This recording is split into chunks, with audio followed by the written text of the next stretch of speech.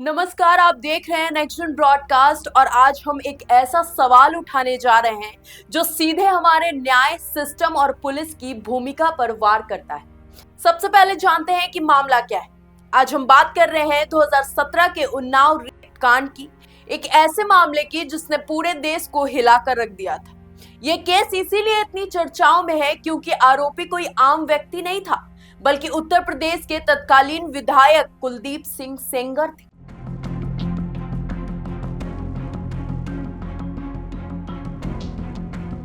जिसे अदालत ने बलात्कार का दोषी माना था और उसे उम्र कैद की सजा सुनाई गई। लेकिन ये केस सिर्फ रेप तक सीमित नहीं रहा। ये मामला तब और सुर्खियों में आ गया जब पीड़िता के पिता की मौत पुलिस कस्टडी में हुई। उसकी बुआ और वकील की एक संदिग्ध सड़क हादसे में मौत हो गई। खुद पीड़िता एक जानलेवा एक्सीडेंट में 100 से ज्यादा टाके लगे, टूटी हड्डियां और महीनों वेंटिलेटर पर रही। यानी इस केस में ऐसा लग रहा था कि जो विधायक के ऊपर कार्रवाई हुई है, जिसके वजह से पीड़िता के ऊपर हमला करवाया जा रहा, और यह सिस्टम की सबसे काली सच्चाई बन गया। अब समझते हैं कि हाल में क्या हुआ जिसकी वजह से यह मामला इतनी चर्चाओं में आ गया है। अब इस मामले में एक नया मोड़ आया है। दिल्ली हाईकोर्ट ने कुलदीप सिंह सेंगर की सजा निलंबित कर दी है और उसे जमानत दे दी। हालांकि कोर्ट ने यह भी कहा कि वो पीड़िता से 500 किलोमीटर दूर रहेगा, लेकिन सच्चाई यह है कि जिसे अदालत ने दोषी माना था वो अब जेल के बाहर है और यहीं से धरना प्रदर्शन बढ़ गया। अब सवाल उठता है, पीड़िता ने क्या किया? इस फैसले के तुरंत बाद पीड़िता, उसकी मां और महिला अधिकार कार्यकर्ता योगिता भयाना न्याय की मांग लेकर दिल्ली के इंडिया गेट पहुंची। लेकिन इसके बाद जो हुआ वो इस घटना को काफी चर्चाओं में ले आए। दिल्ली पुलिस ने पीड़िता, उसकी मां और महिला कार्यकर्ता को घसीटते हुए वहां से हटा दिया। आखिर क्यों हटा दिया, आइए जानते हैं। यह कोई हिंसक प्रदर्शन नहीं था, ना ही कोई कानून तोड़ना था। ये सिर्फ एक पीड़िता थी जो पूछ रही थी कि मुझे इंसाफ क्यों नहीं मिला। लेकिन पुलिस के द्वारा अत्याचार किया गया। और यहाँ एक सवाल आता है कि क्या कोई भी व्यक्ति दिल्ली में धरना प्रदर्शन नहीं कर सकता है? और अगर करता भी है तो क्या पुलिस के द्वारा उन्हें इस तरीके से रोका जाएगा? सोशल मीडिया पर यह वीडियो जमकर वायरल हो रहा है, जिसके वजह से आम लोगों के अंदर अब एक सवाल उठ रहा है कि क्या अब न्याय मिलना इतना कठिन हो गया है? वहीं कई लोग ये भी जानना चाहते हैं कि क्या एक रेप पीड़िता की आवाज इतनी असुविधाजनक हो गई है कि उसे राष्ट्रीय स्मारक से हटाना पड़े?